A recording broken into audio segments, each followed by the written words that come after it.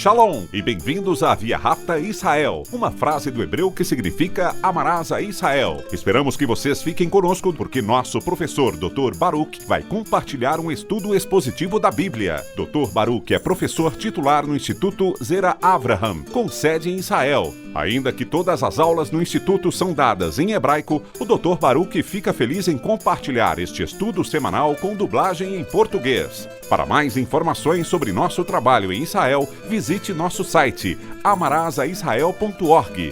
Fiquem agora com o Dr. Baruch e a aula de hoje.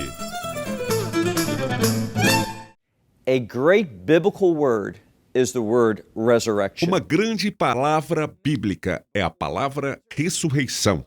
Já falei antes que a ressurreição, do ponto de vista judaico, de acordo com os sábios, como vemos claramente nas Escrituras, a ressurreição se refere ao reino. A ressurreição é um tipo de transição desta era para o reino.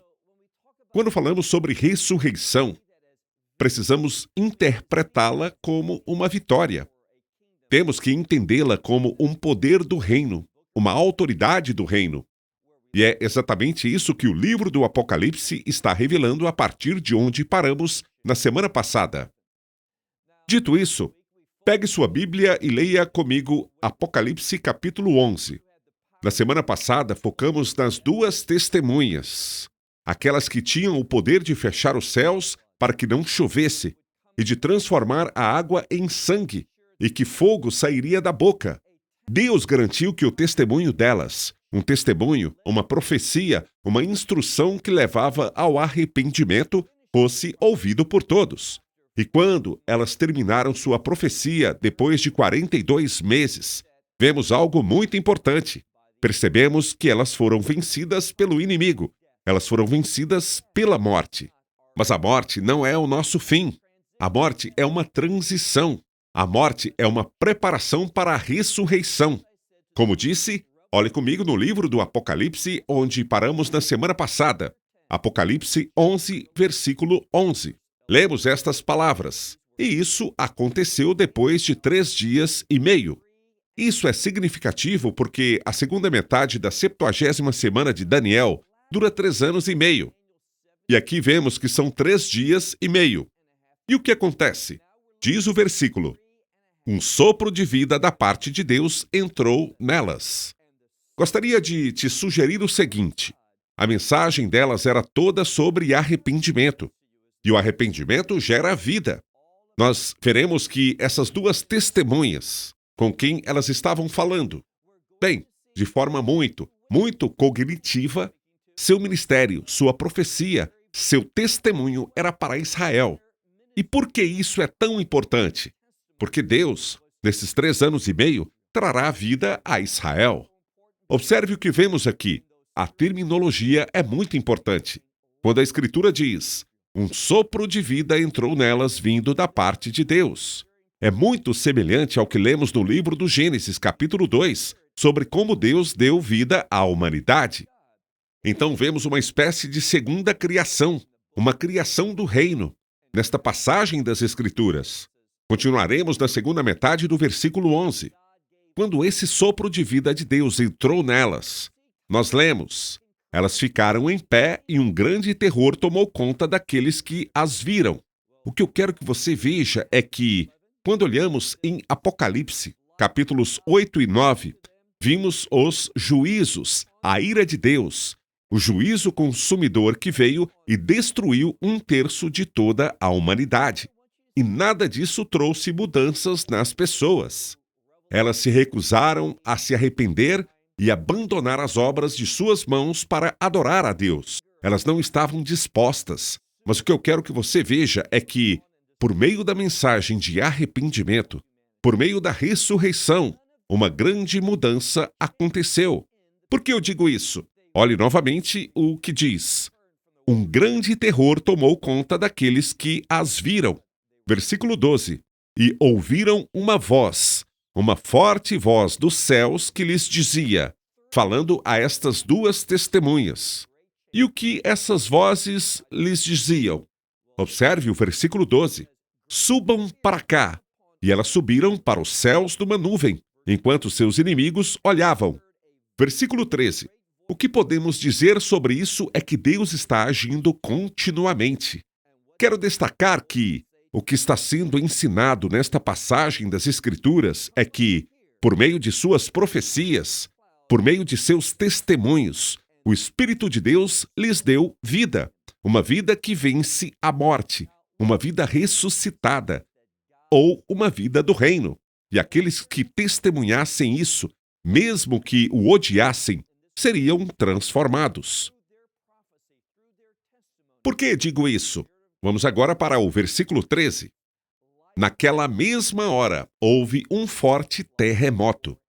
Nas Escrituras, sabemos, e já falamos sobre isso antes, que há um propósito por trás de um terremoto.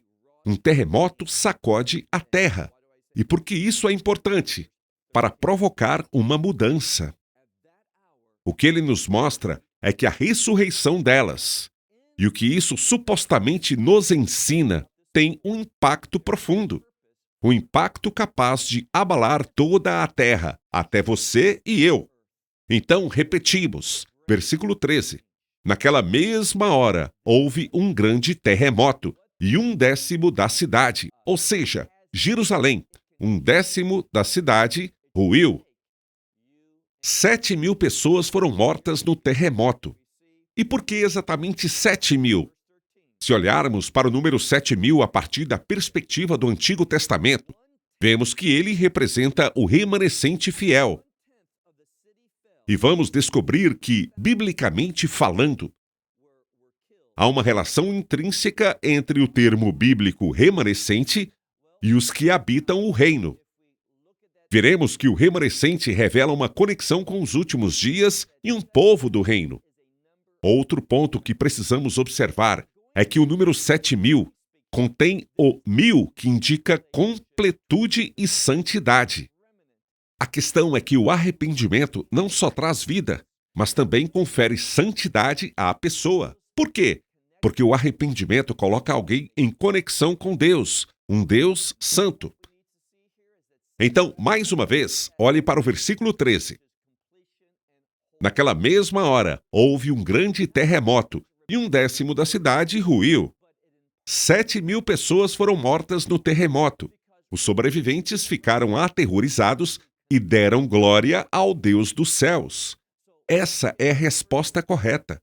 Não importa onde estejamos, não importa o que esteja acontecendo em nossa vida, não importa o que estejamos enfrentando, o que devemos fazer é dar glória a Deus. E é disso que realmente se trata a vida. Alguém pode dizer, sabe, eu quero ter uma vida bem-sucedida, uma vida de sucesso é isso. Veja, você nem sempre pode controlar o que está vivenciando, onde está, o que está acontecendo, o que os outros estão fazendo com você, mas você pode controlar isso. Quando você se submete ao Espírito Santo, quando você o escuta, quando você é fortalecido por ele, você sempre pode dar glória a Deus, independentemente do que esteja acontecendo. E é isso que conquista todas as coisas. É isso que derrota o inimigo. Muito do que o inimigo está fazendo, do que ele está provocando, do que ele quer que aconteça na sua vida, é para que você fique desanimado, frustrado, derrotado e simplesmente desista. Você não tem força nem poder. Mas quando estamos determinados e quando confiamos e dependemos do Espírito de Deus para dar glória a Deus, Deus será fiel. E você descobrirá que, quando alguém dá glória a Deus, há uma sensação de encorajamento, há uma sensação de empoderamento, há uma sensação de contentamento que vem de dar glória a Deus. Por que isso acontece? Porque você está cumprindo o propósito para o qual Deus te criou. E quando damos glória a Deus, somos atraídos para mais perto dele e de também experimentar a sua intimidade. Veja o final do versículo 13. Ele diz: os sobreviventes ficaram aterrorizados e deram glória ao Deus dos céus. Lembre-se, biblicamente falando, há uma conexão entre os céus e o termo reino. Embora diga o Deus dos céus, estamos falando do Deus que vai estabelecer seu reino. Por que digo isso? Porque o trono de Deus. E lembre-se de como esse termo é fundamental no livro do Apocalipse. Ele fala do trono de Deus deixando o céu e vindo à terra, isto é, com o estabelecimento do seu reino. Veja agora o versículo 14. Aqui descobrimos que o segundo ai passou, se foi, e eis que o terceiro ai virá em breve. Até agora, vimos os 6 juízos das trombetas. E agora descobrimos que estamos no 7º. Vimos um ai, um segundo ai, e agora o terceiro está próximo. Observe o que a Escritura diz sobre este terceiro. E lembre-se de uma coisa. O número 3 tem um propósito nas Escrituras. O número 3 fala de revelar algo, documentar algo. E veremos como o caráter, os atributos, a natureza, a vontade de Deus são documentados neste terceiro ai. Vamos começar. Veja agora o versículo 15. E o 7º anjo tocou a sua trombeta, e houve no céu grandes vozes, ou sons, que diziam: o reino do mundo passou a ser de nosso Senhor e do seu Messias. O que entendemos aqui? A principal coisa que vimos até agora em nosso estudo desta última metade de Apocalipse 11 é a ênfase dada ao reino. Por que digo isso? Ressurreição. E agora vemos, por meio da breve visão da ressurreição, nós vimos a proclamação. E esta proclamação anuncia o que vai acontecer, ou seja, ela anuncia qual será o impacto deste terceiro ai. Do que isso trata? Olhe novamente para a metade do versículo 15. E eis que o reino do mundo passou a ser de nosso Senhor e do seu Messias, e ele governará para todo o sempre. Se você for sábio, perceberá o quanto foi importante o testemunho dessas 2 testemunhas. E o que elas falaram? Elas simplesmente falaram a verdade profética. E isso deu início ao reino de Deus. Nós sabemos que, sendo crentes, quando essas coisas acontecerem, não estaremos lá. O arrebatamento já terá acontecido. Estaremos nos céus esperando o estabelecimento do reino. Mas por que precisamos ler isso? O que devemos aprender com isso? Princípios. Aprendemos muito sobre o caráter de Deus. O que vemos desses juízos de ai é uma representação do caráter de Deus, que raramente é ensinado ou refletido hoje em dia entre o corpo de crentes. Ele é raramente ensinado ou refletido no judaísmo. Ele nos dá uma breve visão bíblica do Deus que governará a sua criação. E o que isso diz sobre ele? Que ele governará para todo o sempre. Deixe-me te fazer uma pergunta.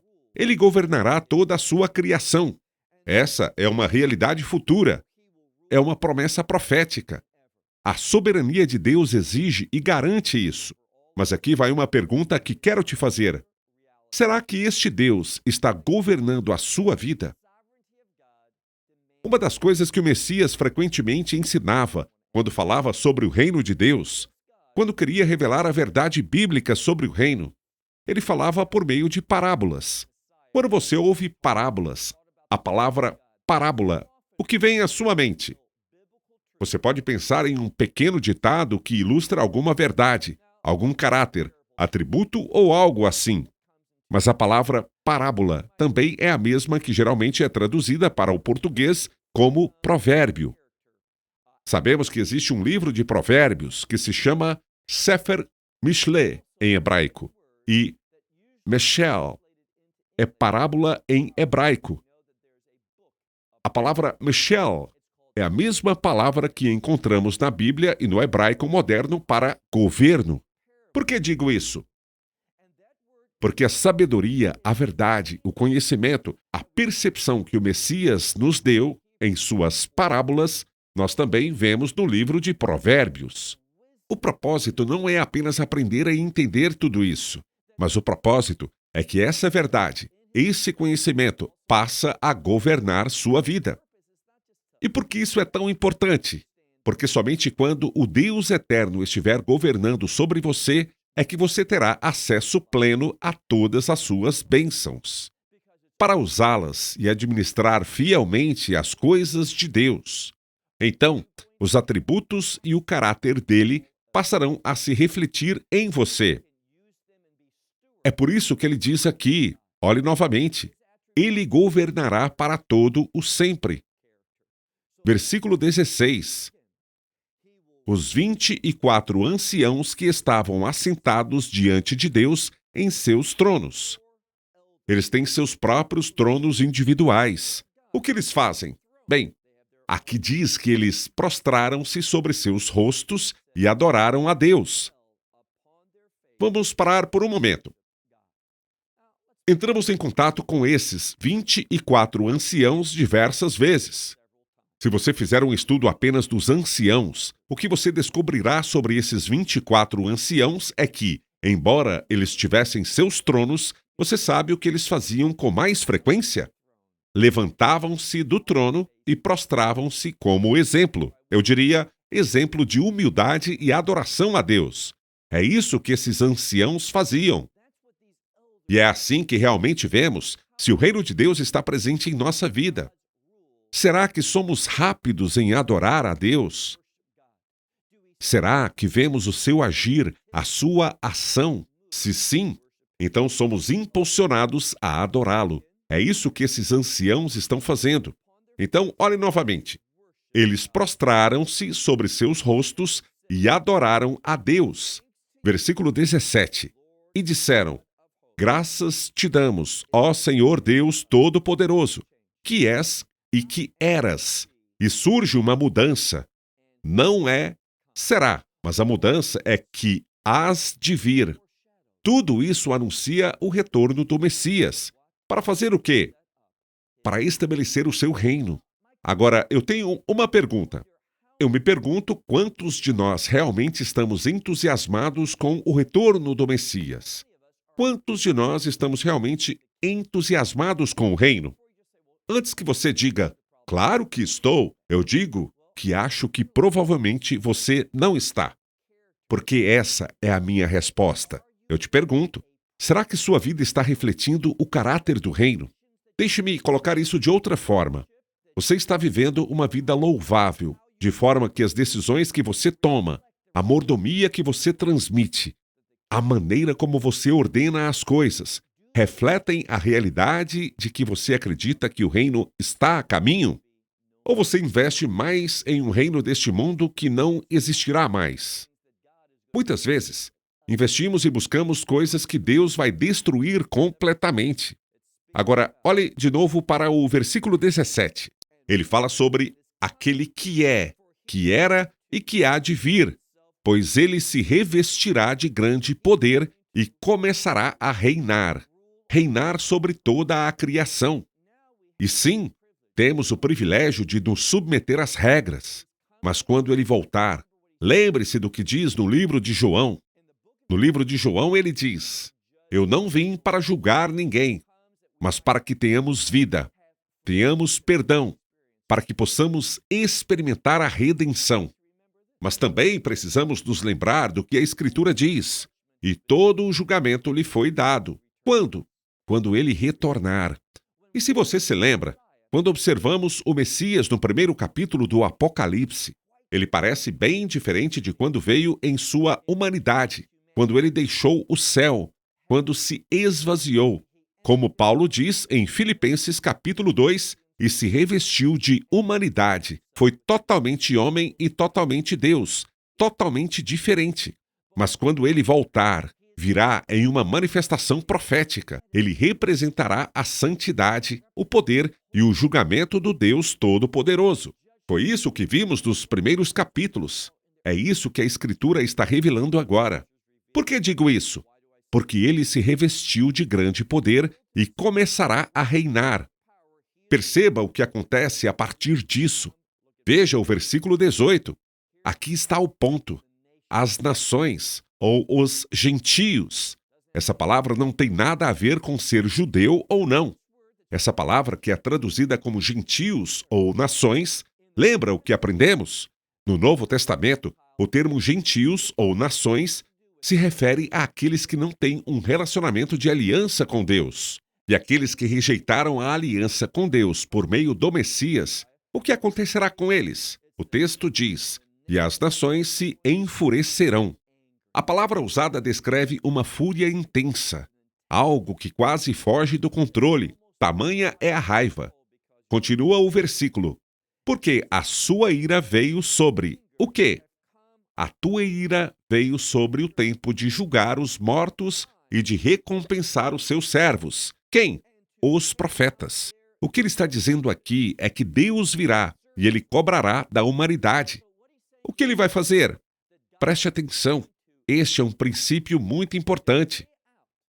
Ele recompensará os seus servos, os profetas, os santos profetas que temem o seu nome. Quem são? Tanto pequenos quanto grandes. E o que mais? Ele vai destruir aqueles que, eu diria que são os que têm contaminações deste mundo, ou seja, os que destroem a terra. O que entendemos aqui é que Deus agirá, ele julgará, ele está vindo através do Messias para trazer recompensas, o fruto que ele prometeu. Vamos passar para o versículo 19. Observe que estamos falando sobre o juízo de Deus. E observe o que está descrito aqui no versículo 19. Ele abriu o santuário de Deus. Por que eu digo santuário?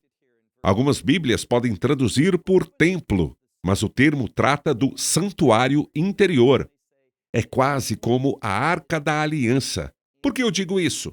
Continuemos lendo. Ele diz aqui: ele abriu o santuário no céu e eu vi a Arca da sua aliança naquele santuário. Se você não é de origem judaica, talvez você não se lembre ou não saiba a que isso se refere. Quando falamos sobre a arca no judaísmo, referimos-nos sobre a Arca da Aliança, aquela em que, segundo o Antigo Testamento, foram colocadas as tábuas com os 10 mandamentos. Mas, de uma perspectiva judaica, hoje no judaísmo, quando falamos sobre a Arca de Deus, falamos sobre algo que aparece na sinagoga. A sinagoga foi projetada para nos fazer lembrar dos lugares mais celestiais, do governo de Deus. E do que se trata quando se abre a Arca de Deus em uma sinagoga? O que se vê ali? Ele vê a Torá. E a Torá representa julgamento, juízo.